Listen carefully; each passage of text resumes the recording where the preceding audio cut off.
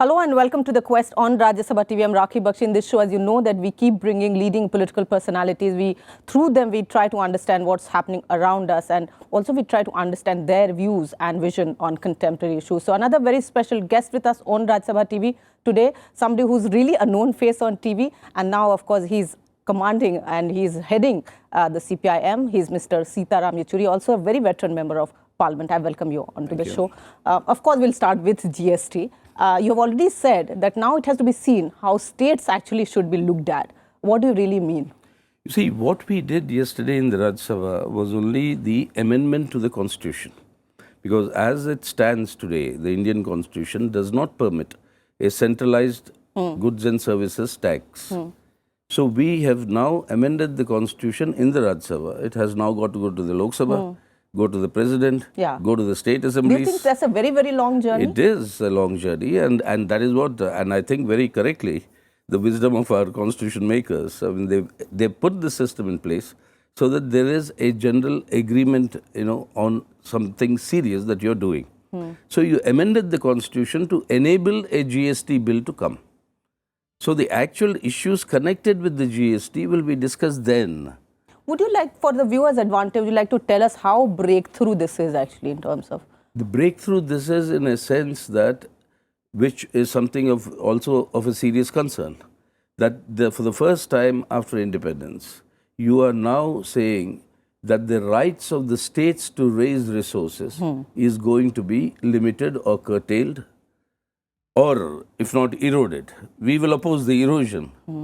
But how it will be limited, how it will be restricted, what is the flexibility that will be there, what I said yesterday in Parliament as well, that will be seen when you actually see the GST bill.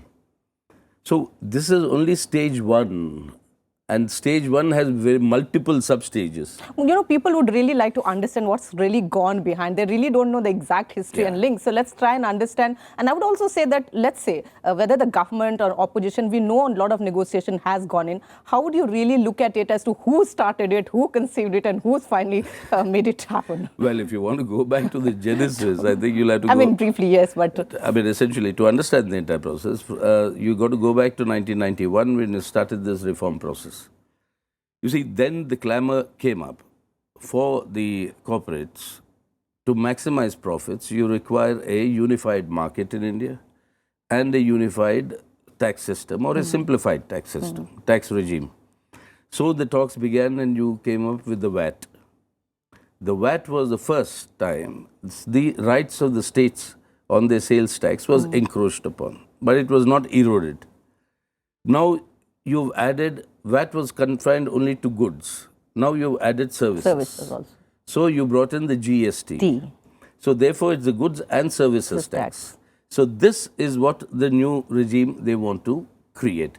Now this has two very important... Is it really pro-poor as the government, of course, is saying that it's going to be really armed army friendly? That's No. Yeah, this has serious concerns as far as we are concerned, and I think as far as people are concerned. I mean, two very serious concerns. One is the federal structure of our constitution. Remember, Article 1 of the Indian Constitution says India, that is Bharat, is a union of states. Yes. Without the states, there is no India. Now, that is the essence of your federal structure. Now, here you have elected state government, which say wants to give something to its people, a promise they made in the elections. Now, to meet that demand, you require resources. Now, you require resources in case of a natural disaster. You require resources for something else. So, what does the state government do? If you cannot impose, let's say assess. And you've used that term, you said that states can't have a begging bowl. Begging bowl. Yeah. I come to the center saying you do it. I mean, that is unacceptable. So when the actual GST bill comes, there you'll have to see whether these rights, how are they being, truncated or, what is the flexibility involved there. But that discussion will come then. So because of the delay and the kind of negotiation happened, which also saw some of the changes actually in the way it was actually conceived, would you say that it took time, but it's finally taking the right path? It took time, but it's taking the right direction. But there are many things that need to be resolved as that goes by. As I said, please, I mean, I think it's necessary to understand the Constitution amendment process is a very complex process, and very rightly so. Because you're amending a basic document because of which you and I are here. It's a great reform that is being looked at. So you have now initiated the Constitution amendment. It now has to go to the Lok Sabha. They have to approve it. In between, it goes to the President of India. The Honorable President then, after Lok Sabha approves, sends it to the states. State assemblies, more than 50% have to approve it. Then it comes back, and then the amendment is notified. Only then can you begin the work of concretizing the GST. So the GST, which will come as the central GST bill. And it's not only one bill. You will have the interstate GST. You will have the state GST. The state GST will go to the state assemblies as well. So it is a complex process by the time you have this whatever regime comes. That is one concern. Because the Congress party actually also did its bit, and this whole 18% cap that we heard Mr. Chidambaram also talking so much about it. How would you really look at both the sides? I mean, we have a government which would rightly so would like to take claim of something that it's doing for its people. There has been a pass to this bill. How would you? I mean, and that's why I'm talking to you. Exactly. We are not from either side. No, neither from the other side. And you see, the second concern, what we were talking about, because that's what that 18% cap, etc., that you're, is that, remember, GST is an indirect tax. And an indirect tax always burdens the people. A direct tax attracts the rich. I mean, you take it out of them. In India, what have we been doing for the last 20 years? Increasing indirect taxes, reducing direct taxes. So the burden on the rich is reducing, the burden on the poor is increasing. That's a very valid point that you're talking about. 2/3 of our governmental revenues today come from indirect taxes. So now on top of that, if you bring the GST, that means greater burden on the people. Now that greater burden on the people will only widen the disparities, which are already hugely wide in India. So that's a great challenge as you see it. Very big challenge, and that is why we are going to be very concerned when the actual bill comes on how this rate is going to be imposed. And since you flagged off this whole issue of federal structure, I think there is a wider context to that how especially in the current dispensation, I would say, this whole federal structure is looked at. There have been issues of other kinds which also come up time to time, where the center-state relation is talked about. How would you really throw light on that? No, it is a serious point. You see, you're right. I mean, it comes up in various ways, center-state relations. But you require now, and I think that has already come onto the agenda, that a much wider discussion on the center-state relations and how to fine-tune what we've already said in our constitution. You had various commissions in between, exactly. The Sarkaria Commission, the various commissions. The recommendations are all lying, which have not really been fully considered and implemented. I think the time has come now, as a takeoff from the GST experience, to actually look at the entire gamut of center-state Because we're talking politically also. We know that there is a center and a ruling party which has the power there. Then there are elected governments, as you rightly said, headed by different political parties in different states. So there are other dimensions. Absolutely. I mean, and you see, that is the thing. If you're talking of a federal polity, then all political parties which have stakes in government, all of them will have to be on board. No, you'll have issues of regional economic backwardness. Yeah, in some states. And you heard the entire clamor in the last 1 week, which is continuing. And the special status demands. Special status demands. So why the special status demands? Because the states feel that they are deprived of resources. Now, how legitimate is it? How is that? What is the forum where you'll have to consider this? You cannot keep them pending. The more you keep them pending, the greater are the agitations that will grow for separation of states. Yeah, no, true. No, I mean, these are. So how do you really look at the current polity and a party which I would really say has been, so deep rooted in terms of connected with the people and still does so, would really look at this whole changing nature of polity. I'm also talking about this whole idea which comes about whether it's called third front or alternate kind of front, which one should be a part of, a party like you. How would you really look in a holistic manner this political scenario here in India? Well, it is a very complex scenario, and as the development growth, whatever it is that takes place, This is becoming more and more complex, and unless you address them in time, it can only create further problems. Now, the question of regional economic backwardness, the question of the rights of the states for their resources. For instance, the poor are given rice free, let's say in Tamil Nadu, or they're given at 1 rupee in many states, Exactly. or 2 rupees in most states. You know, so Even in Bengal in election time, we saw it. I know. no, but now with the central legislation, yes, you can do that. No, but then what is the resource augmentation? No, you cannot stop that, and you should not, in my opinion, stop that. No, for public distribution system, we Yeah. want it strengthened. In which case, you see in the price of dal, the way it's rising. If you have a public distribution system that could provide relief to the people to a large extent. Structured system which should be in place. So these are all very, very important issues which need to be taken on board, and very urgently. So therefore, what we are suggesting now is that the centre must initiate a very meaningful dialogue on the question of centre-state relations in all dimensions, not only GST, that's only one, in all dimensions. And that is a process that must begin now. And therefore, when the Interstate Council meeting took place, Yeah. so we were saying that you bring the larger issue onto the agenda. Let the elected state governments come with their suggestions on how the problems they are currently facing should be resolved. So tell us what is the road ahead and how your party and you are looking at it now. The road ahead would be, I would suggest that there should be an urgent meeting of the Interstate Council. And on the agenda should be this issue of center-state relations, asking the state governments to come after they apply their mind on what they think needs to be done. The centre then, on that basis of those inputs, will then have to come out with what can be done from the centre. And that process of discussion begin at the Interstate Council, that is with the elected governments, and then continue it with the political parties in Parliament, and have an all-party meeting or whatever forum you want to call it, and then take this process forward. Okay. It is absolutely essential, in my opinion, now. Okay. Otherwise, we are in for a lot of social strife and problems. Yeah, so as a party, which I would repeat myself saying that, which has been seen as connected to people, and there is an opposition which for many think is not that aggressive and not really played its role in its most correct form. And there is a government which is right now, I think, I would use even the word desperation to show that it's really doing a lot of things for the people. How would you find yourself there? We find ourselves in this way that what this government is doing is not in the interest of the people. You are saying that? Absolutely.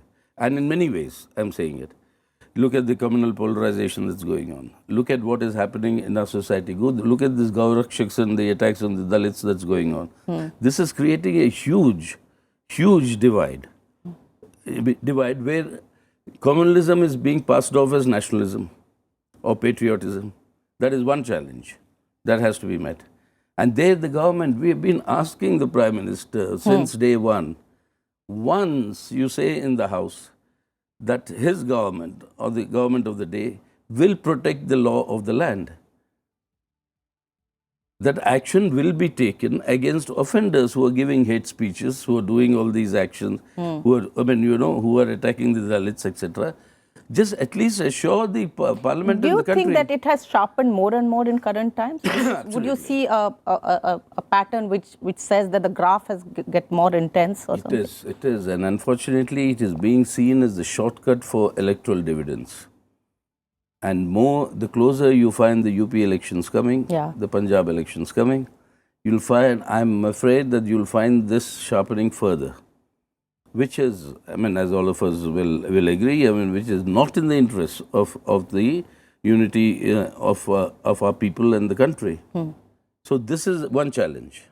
The other challenge is that in most of the state governments, you have regional parties which are not part of the ruling dispensation of the NDA, and they have their own concerns. How do you bring all of them on board on all these issues, economic backwardness, what we are talking about, on the question of linguistic problems in many states? Many languages want to be in the schedule, language. Tell us more about this whole Dalit politics, as it's been called, and how would you really look at it? Again, I would say, do you think there has to be a more serious thought on what is happening around us? Of course. We are seeing in media also, we are seeing it all around us actually, as to how there is a new approach to how political parties are looking at it.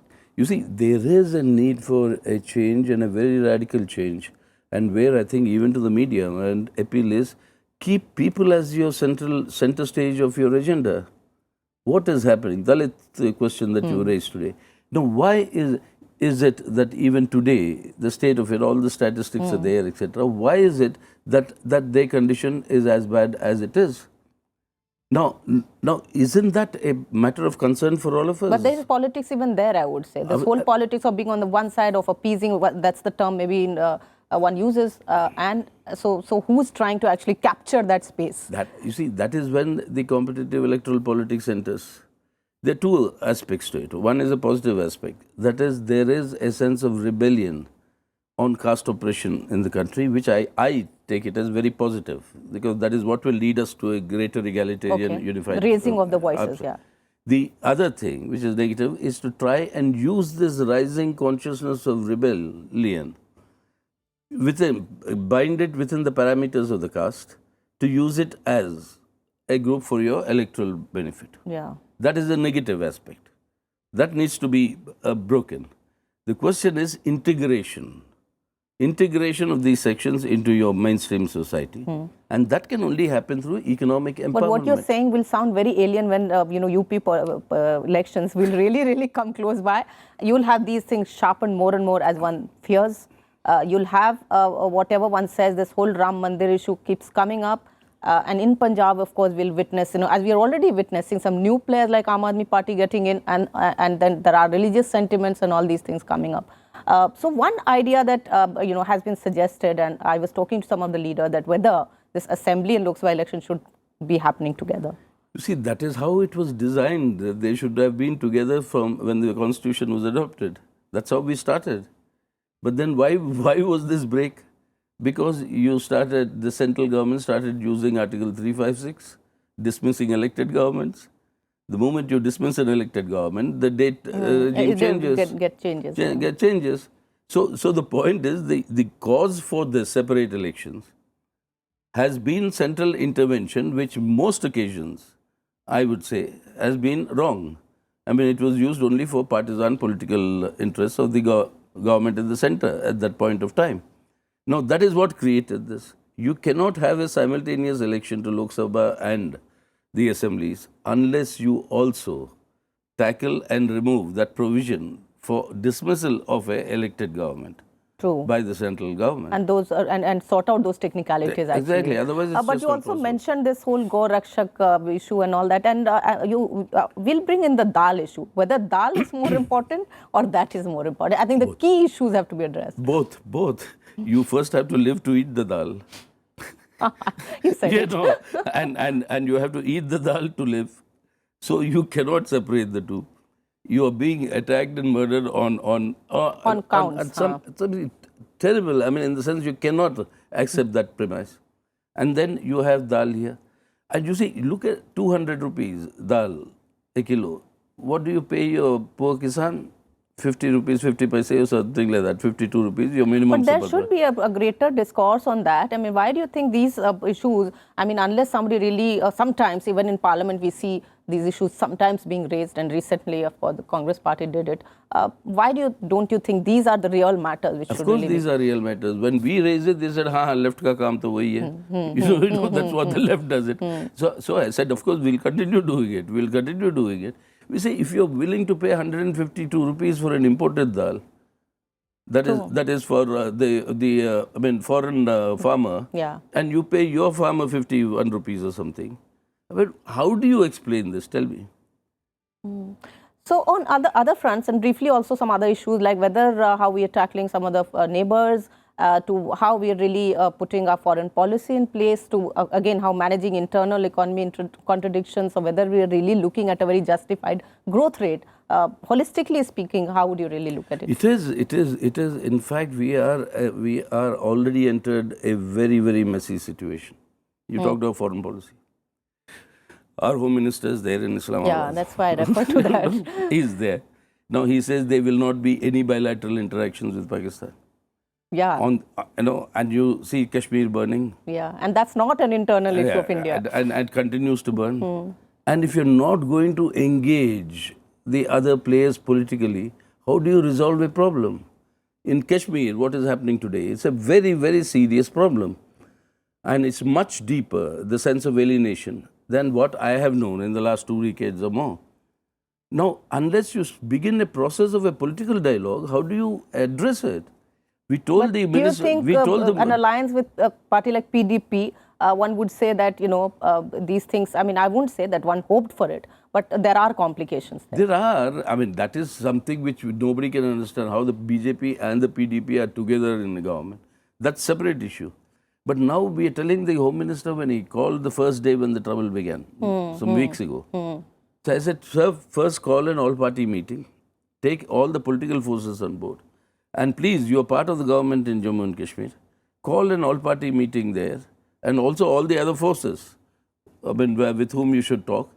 And then start the dialogue with Pakistan. Now you go to Pakistan, don't talk to them. You allow them to come to Pathankot, but they don't allow you to go there. And what is, I mean, you're reducing even Indian foreign policy, unfortunately, to a hyphenated existence. Indo-Pak, Indo-Pak. All over the world, it's that Indo-Pak. Yeah. Whether it's the NSG entry, whether it's this, everywhere else. What is India's foreign policy? I mean, what has been our strength all these decades? We, as an independent country, taking independent positions in favor of the people of your, developing world.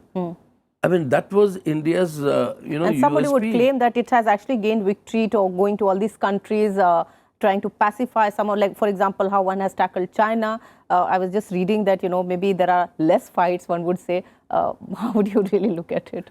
And even with China, you see, how does it pay India to be aligned today with, say, the USA? Now, what is the purpose of having joint naval exercises with USA and Japan in the waters of South China Seas? And look at the irony, you call that the Malabar exercises. And then we have problems at the borders, which keeps coming. I don't know, what is the signal you're sending? Yeah, and now as we'll have to actually wrap up and also let you go quickly, is also about your party. We've seen it in Bengal now. You are watching it. How is the party actually introspecting and looking at strengthening itself? It is a difficult situation in the party because the time that I took over, the major challenge was to improve the strength of the CPIM, at least restore what was the strength of the CPM, which was eroded, and also our political intervention capacities. Yes, we got this victory in Kerala. With 2 state governments now, I mean, that is slightly better in that level. But in Bengal, there's a very serious problem. We are under tremendous attack. And this attack is, I mean, it's not imaginable by people outside of Bengal currently. But it only reminds me of the decade of the 70s when we were growing up. Is it really a completely lost ground, or I mean, how really you want to regain that space? You see, what has happened is because of these physical attacks and the murders of our cadre, etc., the link of the party with the people was ruptured. We have to re-establish that link. Now, that is a major challenge, and that is what we are now addressing through organizational methods and appealing to the people to go back to the people and to mobilize them. That links have been broken. Yes, the major reason for that has been this sort of attacks and repression, and it'll be, I mean, the stories that you hear, it'll be unimaginable that this can happen in today's India. One gets to actually know about and watching it also. But lastly, and that's the last brief question, is what's your quest? I personally have been watching you all these years. What's the quest of Mr. Sitaram Yechury as you stand now looking at the party and the road ahead?